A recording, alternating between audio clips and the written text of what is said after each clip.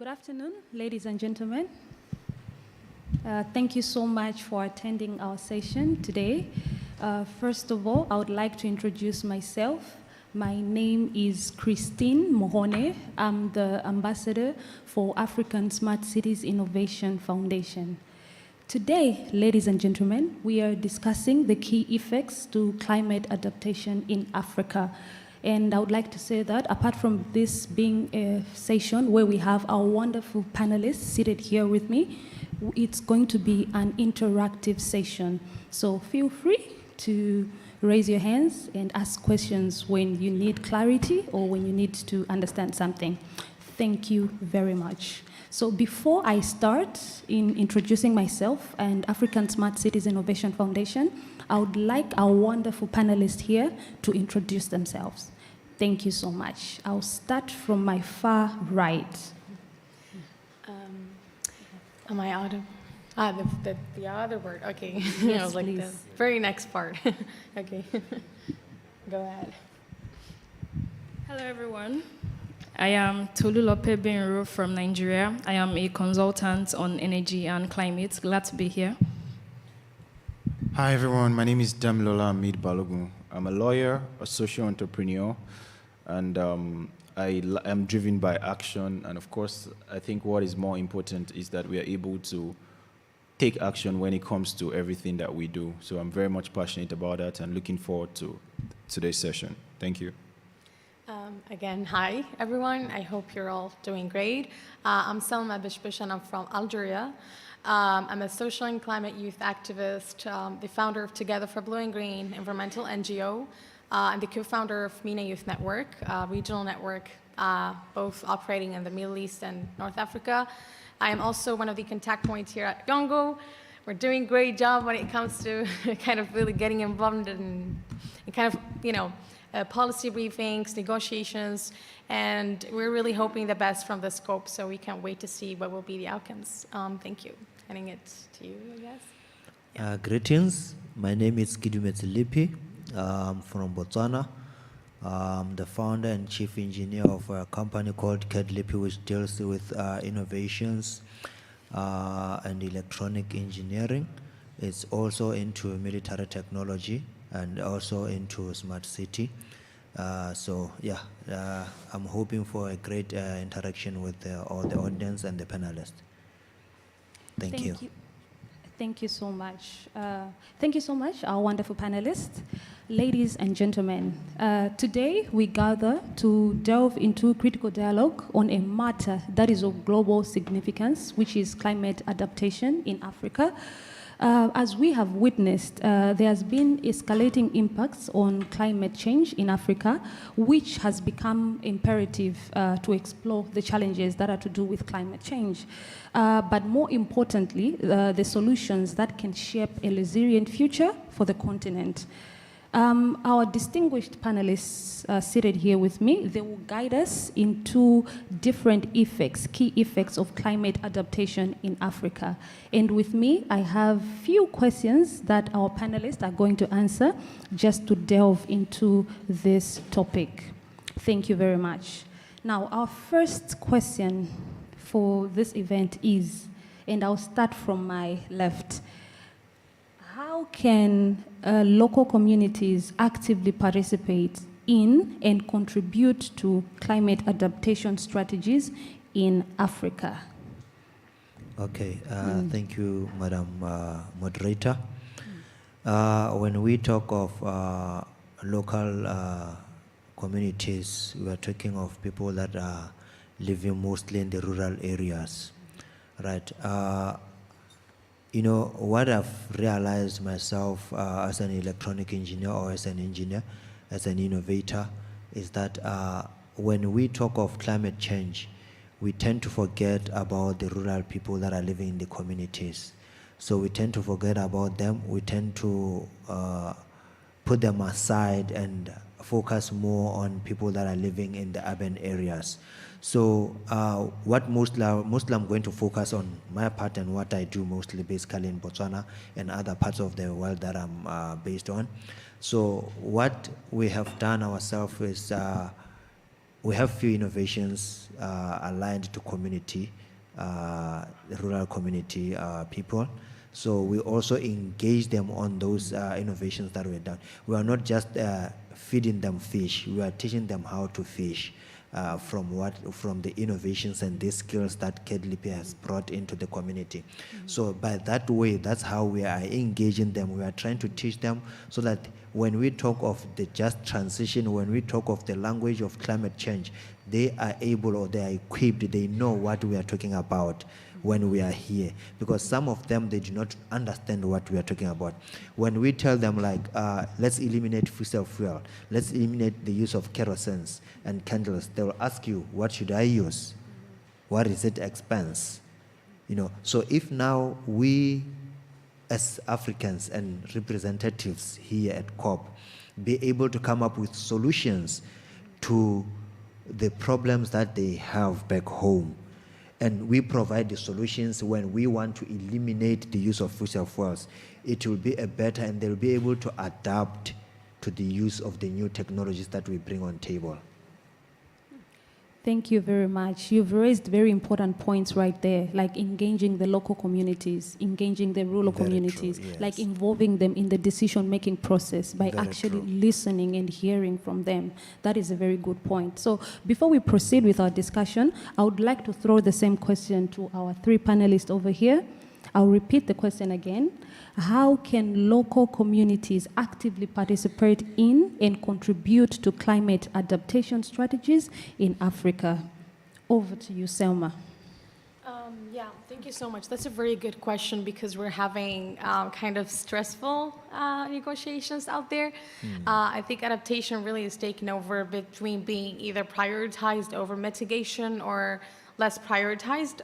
Yesterday, we have been doing the policy briefings as Yongo team, and we have been addressing all what has been discussed in the negotiations.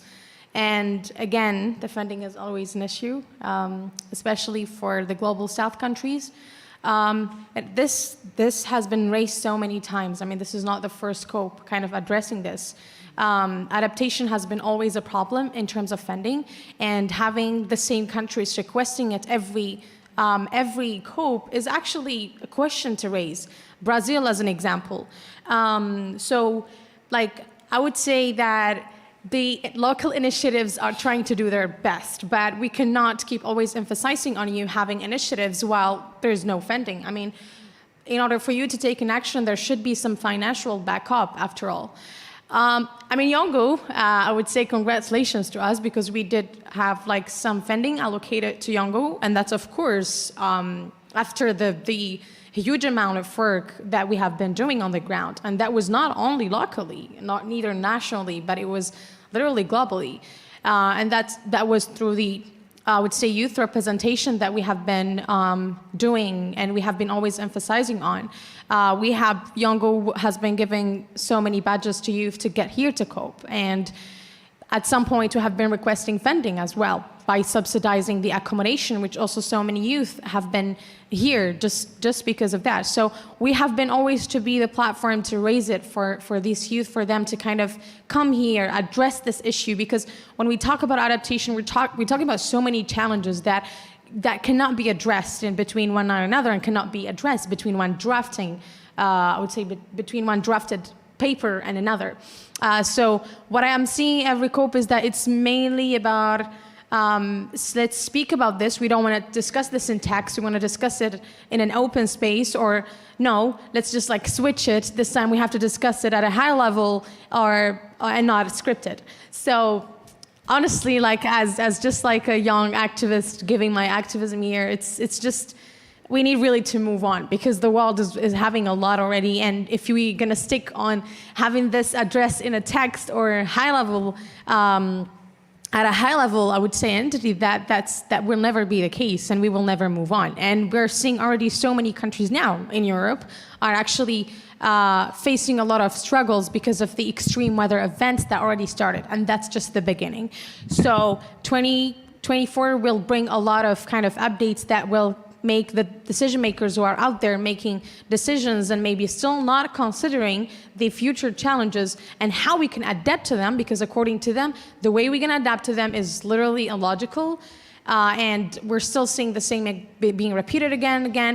And if we keep always just focusing on the funding that is not really given much, then I don't know. But I guess like this year, we're going to be seeing that a lot. And I think a lot of decisions that will be made in the scope will be regretted. So yeah, that's from my side. Okay, thank you so much, Selma. You've raised very important points, especially points that are addressing the youth in Africa.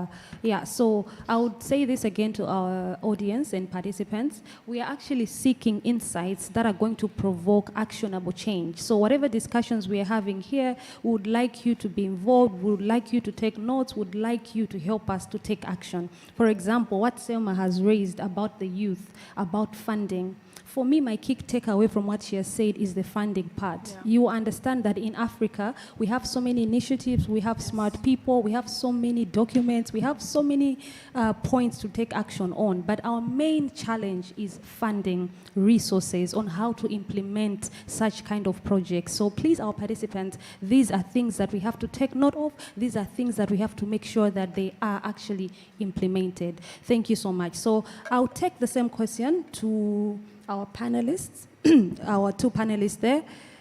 Over to you. All right, thank you very much for the question. I think that's a very good and important question. So here's what it is for me. I would come from the angle of business and entrepreneurship. So I think it is important that for communities, it is not that they don't want to work or they don't want to move ahead with respect to like adaptation and support. What they really need is resources. And so I would say two things. First, I think it is important that we leverage corporate finance and project finance towards sustainable development. And what do I mean by this? I think it is important that I emphasize that there is really not much we can do if we're not involving the private sector. So in my country, Nigeria, before now, the Nigerian government was trying as much as possible to address climate change impact and even promote just energy transition. But there was little progress, even with a lot of funds that was put into it. But the moment private sector was already involved, such that they are able to become a key player in that role, we are able to see results so far.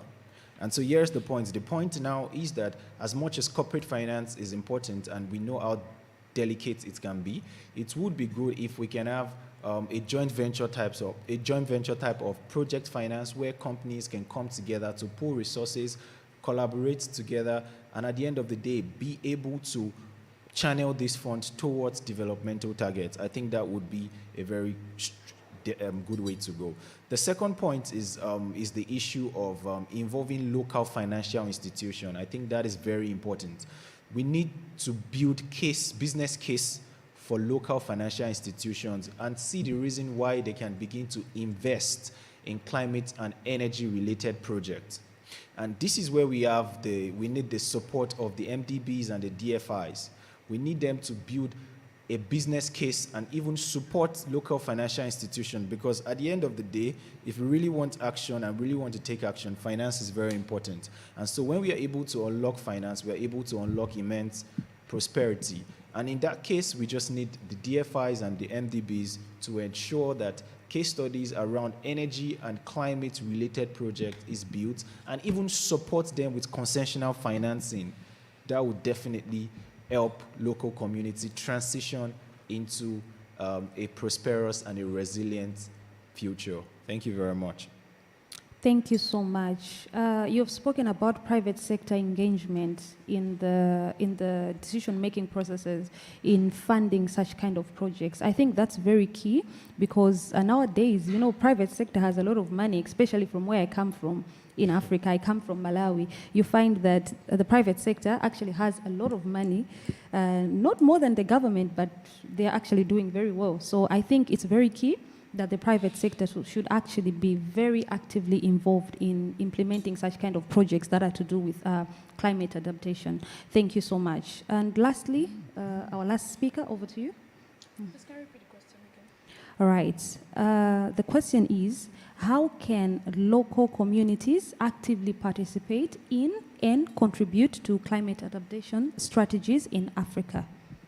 All right, thank you very much for the question. I think most of the speakers have addressed funding extensively, so I'm not necessarily going to go through that route. I'm going to speak on climate education. I think climate education is very important, and I would also use Nigeria, my country, as sort of a case study. So last year, we saw these terrible flash floods that affected 33 out of the 36 states in the country, and it happened about between October to about November last year, and it was crazy, right? And so many times when you even interact with those that have been affected or the IDPs, they end up telling you it's just, you know, a funny thing with the weather. They don't even understand the cause. They don't understand how their behavior, how waste disposal, how drainage systems, how these things play in. So I think speaking about adaptation, it's very important that people are educated. Yeah, we are doing a lot, you know, when it comes to educating young people in schools, having conferences, but we need to be able to mainstream climate education and take it back in local languages and, you know, through formal and informal ways to communities for local people to learn. I think another one is definitely agriculture, right? A lot is being done in that area, from clean cooking, teaching people to use, you know, briquettes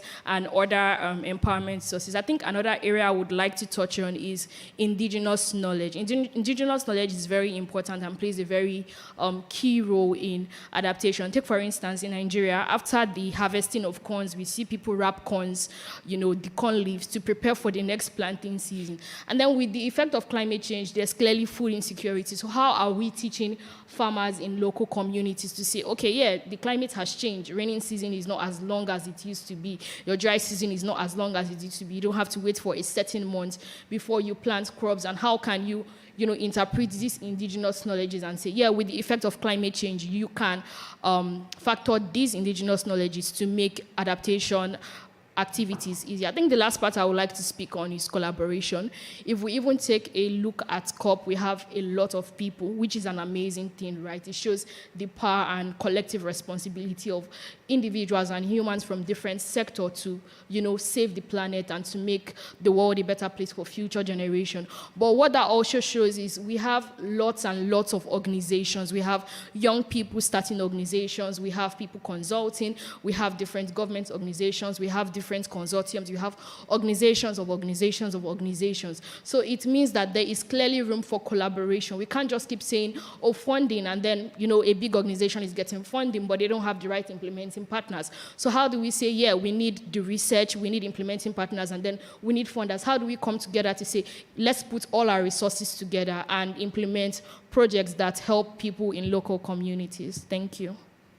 Thank you so much. Thank you so much. So you've highlighted on climate education and the importance of collaboration in this sector.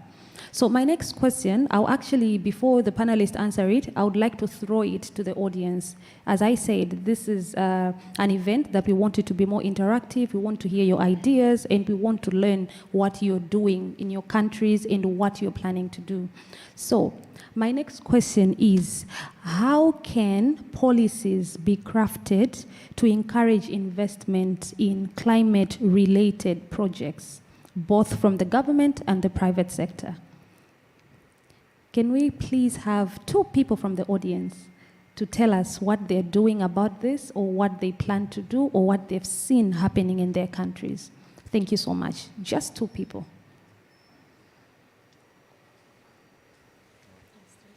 Yeah.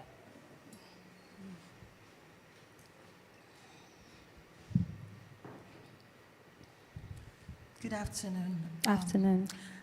So I work on the government side, and a lot of what has been submitted earlier on seems quite aligned with the sort of vision that is expected for us to be able to work together. What government ordinarily does is create an enabling environment so that there are proper regulatory policies in place, and the actors can effectively be able to work together to achieve the vision. Now, in the area of private sector, there's a need for government to provide access to market. All of the economic infrastructure that is needed has to be pulled from the private sector, because it's not the sort of budget that the government can handle. The collaboration of private sector, so far, with the narratives that are being pulled as of COP28 with Nigeria or with Africa, it is required for us to introspectively develop our own economic development on one side. And then I think because over time, there has to be some level of commitment from our end. And we have to, be able to showcase what we can do by ourselves before the funders can begin to listen to us. With government, it's difficult to, it takes a longer process for government to pull funding because, for obvious reason, bureaucracy, the red tapes and all of that. But private sector, they already have a structure, they have the infrastructure, and they also have the credibility, to be able to get the international funders. So a collaboration and in terms of equity, equity investments from the private sector with the backing of the government provides that leverage for international funders and donors and grants, to be able to come in. So I think that's one way that we can work with that. Thank you so much. You've also raised very important points right there. You've mentioned about collaboration with the private sector and the government creating an enabling environment for the private sector and other individual players. Thank you so much. Yeah. So hi everyone. So my name is Kenem Isichi. I'm actually based in Nigeria. So I think I'll speak on the public sector and I'll speak on the private sector side. Okay. So I think for the private sector, I think one policy in place has to do with tax waivers, because most businesses would want to do a lot with the government, but they need some sort of incentive. And that incentive, I like what the young man said there, almost has to be localized, even local companies, not just for the big top tier companies, but even down to the local level. Yeah. Once they see a tax benefit to it and they understand where that money will go once tax benefits of it, they will align, as long as there's a clear, transparent understanding. That understanding comes from government to the policy, and that comes from the private sector being able to work with that policy, because they can clearly see the benefits of the fact that if I do X, I get the benefit of Y. So that's one thing to think about. Number two is, I think somebody mentioned about collaboration, right? The young lady, she did mention that. So we're starting to see in Kenya and other places to discourage deforestation, they're planting trees. Right?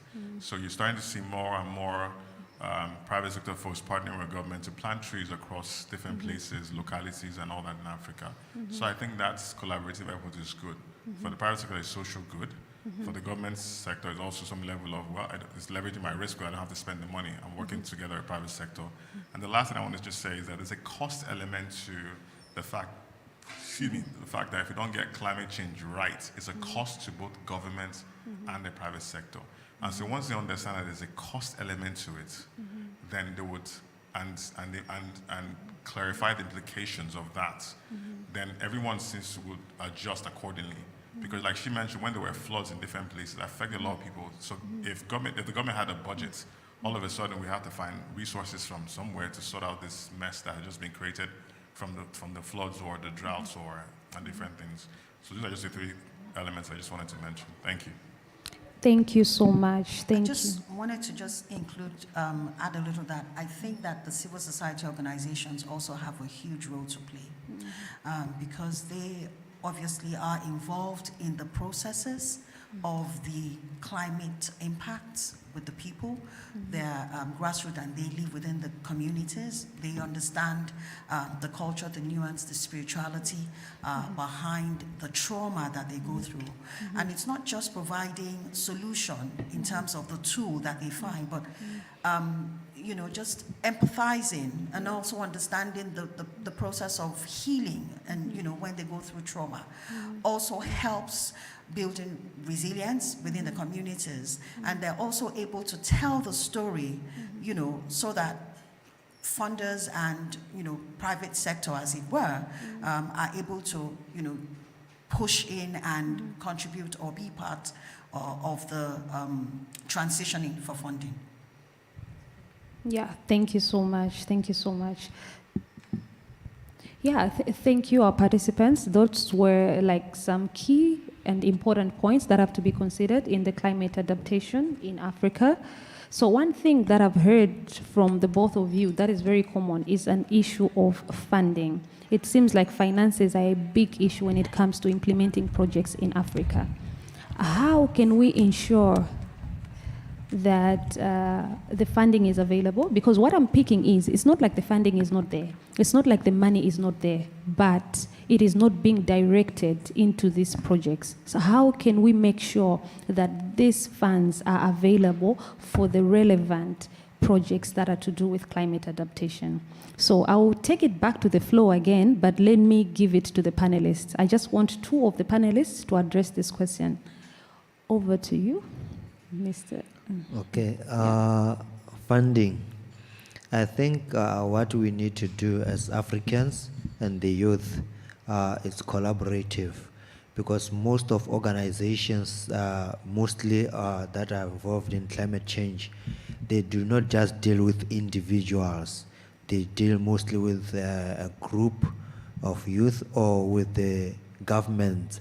So if, for example, there's one project that I'm currently pursuing, and it's an innovation that we did in Botswana, but now we have involved South Africa, Kenya, we also have one representative from Nigeria, we have Rwanda. So we are trying to mobilize funding from African bank group, because yesterday I had a conversation with the president about it. So he's keen, because we are coming from different, it's an African thing now. It's not an independent country alone. So if we can try, funding, like you're saying, it's available and it's just laying around. It's upon us as the youth, it's upon us as Africans. How do we mobilize ourselves? How do we collaborate, not just in one country, maybe saying from Botswana, no, from all of us regionally, so that we come up with, if I have an initiative, I bring that initiative to Nigeria, to Rwanda, to South Africa and other countries, and then we sit down and mobilize that initiative and approach one of the funding organizations. Funding is going to be easy if we approach it that way. But if we come individually, it's going to be difficult. And obviously another case is that our governments personally, they can't even fund us. It's always hard to be funded, especially on the tech side that I'm coming from. It's hard, especially when in Africa, to fund an initiative that has no track record in the ground. Yeah. Thank you. Yeah, just to add to what he said, I think in addition to what she said about creating a case for equity investment, which I think is very important, I think one thing that we also have to bear in mind is that for investors, they are a lot concerned about political instability. Yeah. So a lot of times, if they want to invest, they want to be sure that their return on investment is going to come back. And what does this mean? We have struggling problems in some African countries with respect to devaluation of currencies. So if I'm going to put in $50,000 into a project, in 5 years or in 10 years, of course, we understand that sustainable projects, it takes time for you to get your return on investments. Of course, you also want to be able to make profits, but with the constant devaluation of the currency, it is a problem. And then when we also have issues of civil unrest and political instability, they are not sure of getting their return on investment. And then what is the court system like? So what are the chances that if there is a breach of agreement, I will go to court and I will be able to get the right judgments to ensure I'm able to enforce my rights? So these are the things we need to really put in place, and this comes into the angle of where the government needs to play a critical role. Again, like she said, creating an enabling environment is what the government needs to do. Yeah. Create the enabling environment. Private sector, CSOs, and other stakeholders in the community would definitely thrive. Thank you. All right, I have a little contribution to make to that. I think another factor would definitely be, I would say, accountability. right? In the past, we have received fundings, different organizations, different groups, but what have we done with the funding? Where is the M&E? We can't show numbers for them. So by the time you go back and you're asking the same funders or different people to give you money, it's not that the money is not there, but they know they can't hold you accountable. They are not going to pour money where they can't reap an ROI. So I think it's definitely something we need to, look at more. Even when we're coming for next COP, we can say, on our own, with maybe crowdfunding or other sources, this is what we have raised, this is what we have used the money for. That way it encourages people to put in more money in this sector. Thank you. Yeah, I absolutely agree with the last part. Maybe one more thing so adaptation I would say adaptation finance has been always like a concern, because according to what has been discussed in the negotiations, they were saying, and I'm quoting, little adaptation finance is forthcoming. There is a massive gap for more than $400 billion. So we're not talking actually about not providing finance, but we're talking about having gaps. A great example would be, for example, Sudan. They have been promised to be provided like billions of dollars, and then they ended up getting millions only. So it hasn't been. There's always like this one promise, but the implementation is never there. It has been drafted, it has been talked about and discussed in such high-level, high-level meetings, but eventually nothing is implemented.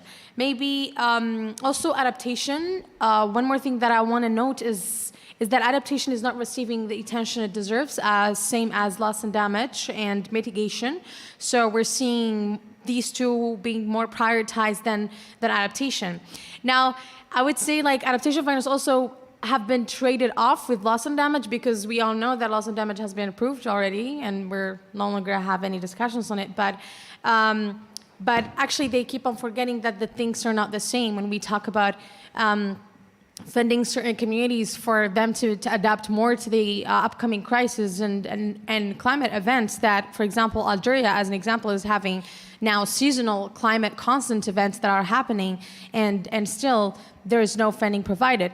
Last COP27 in Egypt, we had a private meeting with African Development Bank and the Global Center of Adaptation, and we have agreed on working on a proposal to create a climate youth council, so that we can always discuss these topics of funding and how youth can have these contributions done on the ground with the government. Because apparently the gap or the problem has been always the communication between us and our governments. We want to ask, where is the funding? We want to ask if there is a funding, and we want to ask, if African Development Bank is providing funding, then what is it? We're not seeing even youth being involved or having work positions there. I personally would love to as an Algerian, but I don't know what is that. It's always taken by certain people. So we want to create our own space, which would be a council that can help youth, African youth, to know about the opportunities that are happening, the work positions, I would say job positions that they keep always on addressing, the internships, the opportunities, again, and the funding that should be, or I would say the micro grants that are supposed to go for startups and businesses, and I would say initiatives that can help in addressing this kind of issues and concerns of adaptation, mitigation, loss and damage. So having such a council that is missing, unlike Europe, who they do have already their council, it's actually something needed for Africa, given the fact that it's one of the very, very main impacted regions in the whole world. So I would say we get impacted more than what we're practice, even though we barely contribute to the climate, I would say, to the climate struggles that are happening in the world. So again, adaptation has been always a problem, especially when the finance part is addressed.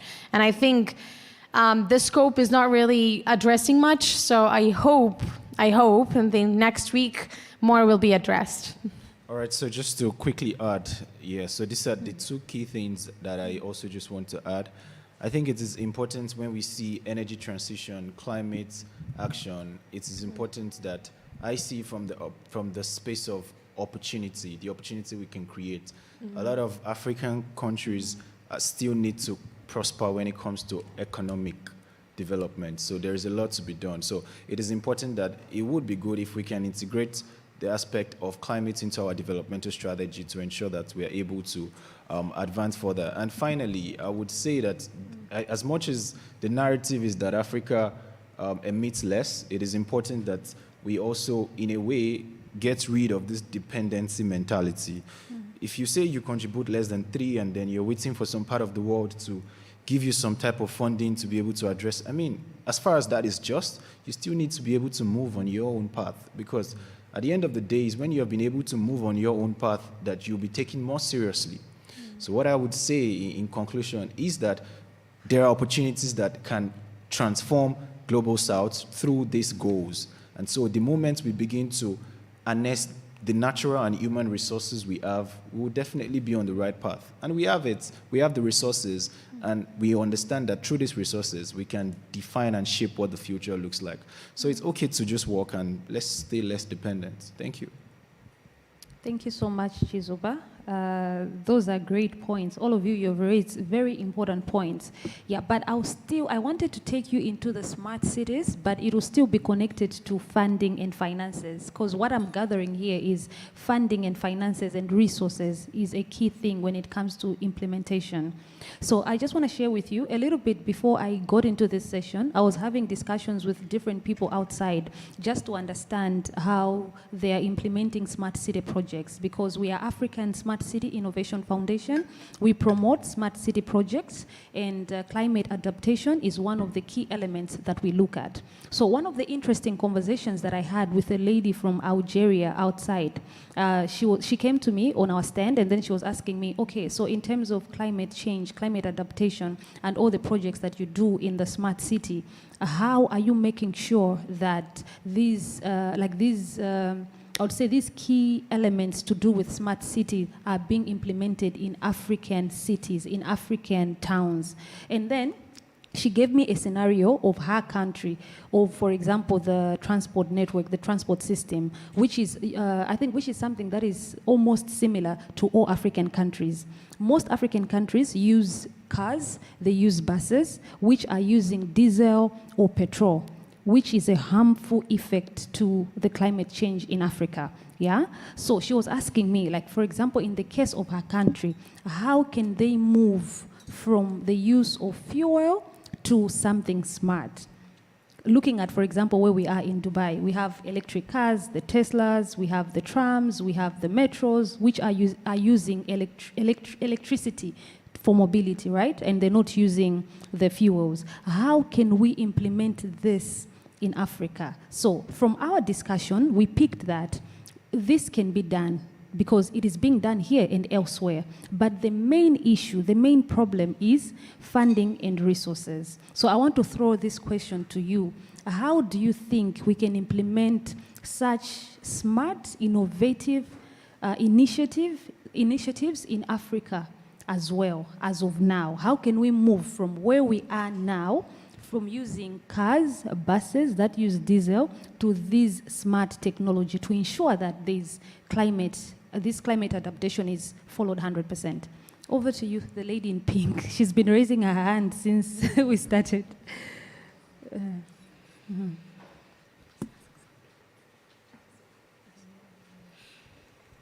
Thank you. My hand has been up for a while, but I won't take long. My name is Patricia Nantesa. I serve as the director of Replanet Africa.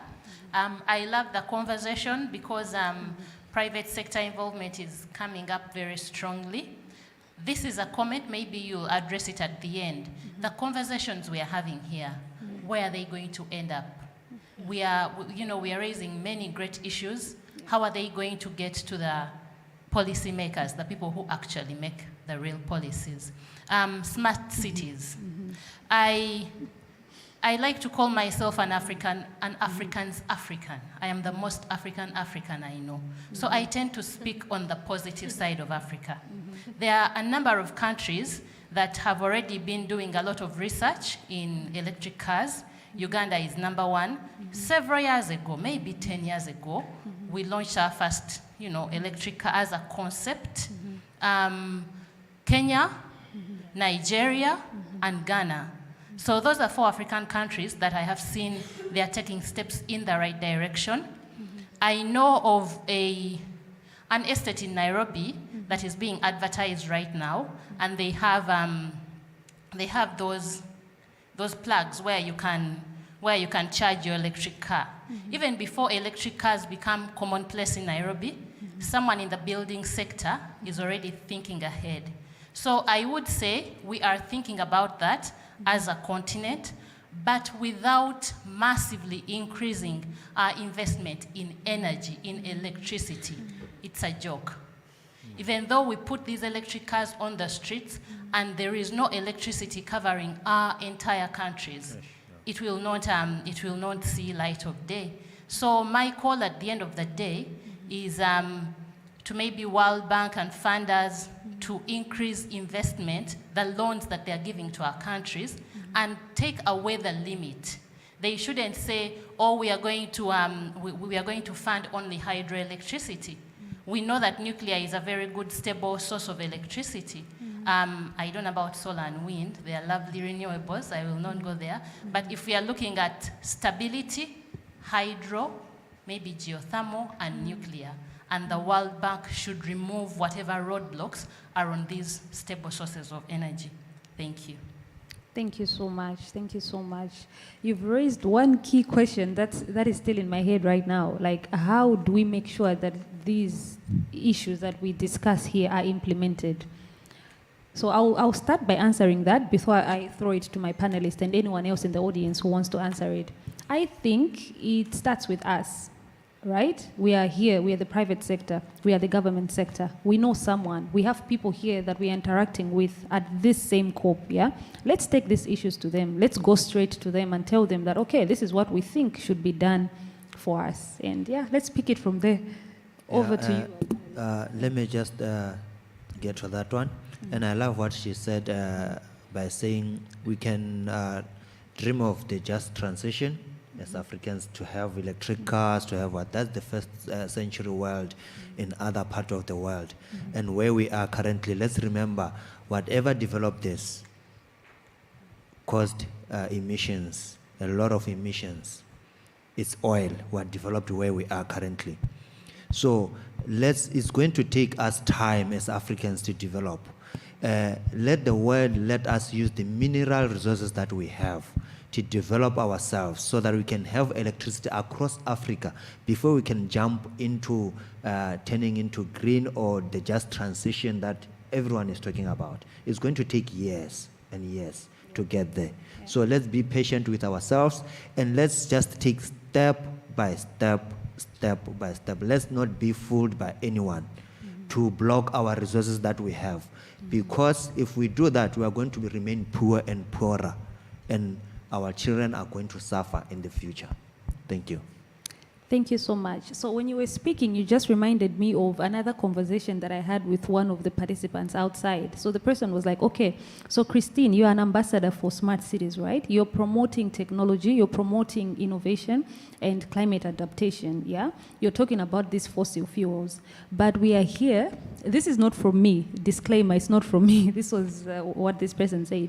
But we are here in Dubai, it's the biggest producer of oil, and you're saying we should stop using these oils and use electric cars. So shouldn't we tell them to stop producing the oil first? So that's just a comment from someone. Maybe it's something we can also discuss here. Yeah.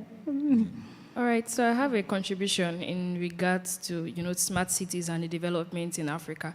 I think in Nigeria, something very significant happened for us earlier this year via the subsidy removal and then the implementation of the PIA. So with the subsidy removal, there had been, arguments about it, and it was removed, some years back, and then there was this protest that lasted for about 2 weeks. And generally, even consultants, organizations, nobody was sure of how the nation was going to react to it. In some states, we saw governments trying to reduce the days for education, which in its own way had its own negative effect due to the increase in, fuel price. However, what we actually saw in Nigeria was not what we were expecting to see. We saw Nigerians display resilience and adaptation in a very strange way. People started trying to see how they could convert their PMS generators to run on gas. And, it began to spark conversations around CNG and holding the government accountable to say, yes, we have the 9th largest gas reserve in the world, but what are we doing with it? And I think so many times we talk about development in Africa, and then we talk to ourselves as private sectors, but the truth is, when it comes to certain areas of these things, we actually need the government's input. We have 4 major refineries, and this year there was the launch of Dangote's refinery, right? It was the government that gave the approval for that. So even if I have the money to start a refinery, if the government does not approve, I can't start a refinery to refine gas products. And then the issue of vandalism, I think the PIA is definitely something I'm happy about, because the part that talks about either Section 3 or 5, that talks about host community development trust funds, it speaks extensively to vandalism. So we have, certain regions in Nigeria where we have oil and gas, and then you have, gas, non-associated gas reserves. And with the Niger Delta, one major problem we see is vandalism. So you have companies, private companies, producing gas there, but they cannot transport due to vandalism, and it's a very big problem. So what the PIA does, it goes further to say, apart from CSRs, apart from, the community engagement, companies have with these, organizations have with these local communities. Rather, when there is an issue of vandalism, we choose to hold the community accountable by saying we would not implement the projects we are supposed to implement. And I think it's also another big part of loss and damage. So many times when we speak about loss and damage, we paint private companies and even the public sector as terrible. But when you actually do the research, or when you actually even go to the communities, you would see a hose, either for gas or petroleum products, as large as this, and you see 13 taps at the same point. So people are working, to ensure there is electricity and the rest of that, but it's not, it's not forthcoming. And then we keep saying, electric cars. During one of the high-level sessions, the President Bola Tinubu launched, this initiative with about 100 electric buses, which is a great thing. But for us to move to a point where we say, Africa is powered, with electric cars, we need gas. We're not just going to wake up and, get electricity from the air if we don't have a proper gas infrastructure. And then, looking at developed countries, let's say America, for instance, when Rockefeller was, exploring and producing gas initially, he was building a pipeline infrastructure.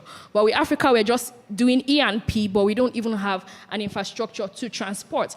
And I think sometimes there's also, you can say, misplaced priorities, because we are trying to say, Nigeria, Morocco gas pipeline, Nigeria, West Africa gas pipeline. Meanwhile, we have not even been able to create the proper transportation infrastructure within our entire borders. So I think there is, I really wish there was, people from the public sector for this particular part, because there's a lot that can be done, there's a lot that can be said, but if the right policies are not, we're saying, green cities, sustainable cities, are there framework for these things? Because you don't want to be that person that brings in the new initiative and the government literally milks you with taxation and it cannot thrive. So if the frameworks are not even available, or the ones that are available are not properly implemented, then it becomes a problem for the private sectors, CSOs, NGOs, and other relevant stakeholders that are not necessarily in the public sector to make an impact. Thank you.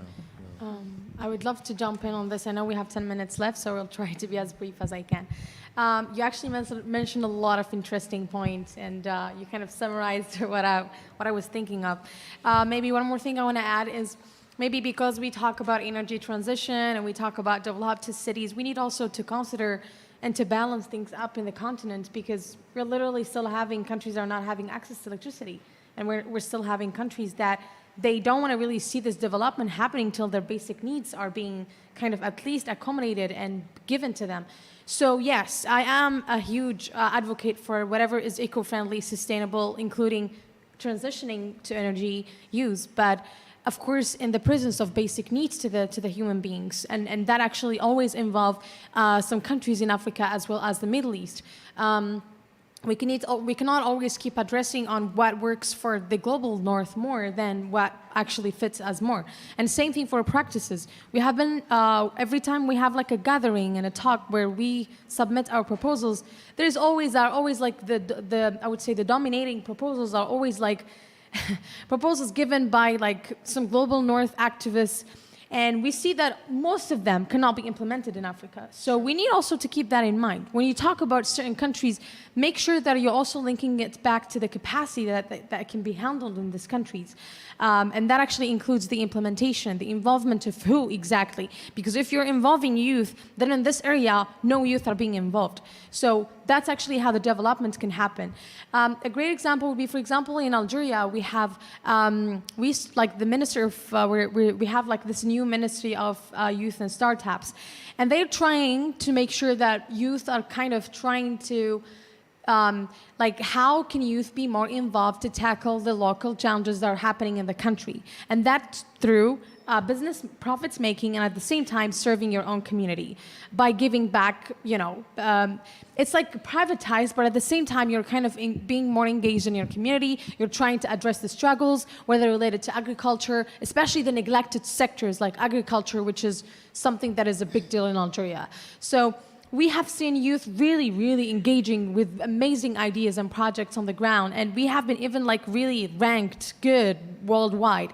And that's actually a proof that if we really believed in youth much, and we have been just like providing them with that first push, that by allocating funding or none, or just like mentorship, or it's actually not always, by the way, about financial support. There's more that is needed. It's not always about finance, and that's actually what politicians think. Whatever we approach them, they think that we're going to always discuss the finance part, but it's never the case. There are other things that we need to discuss, and that's never finance.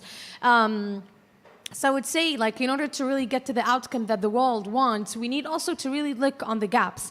We need to fill these gaps and fix them first.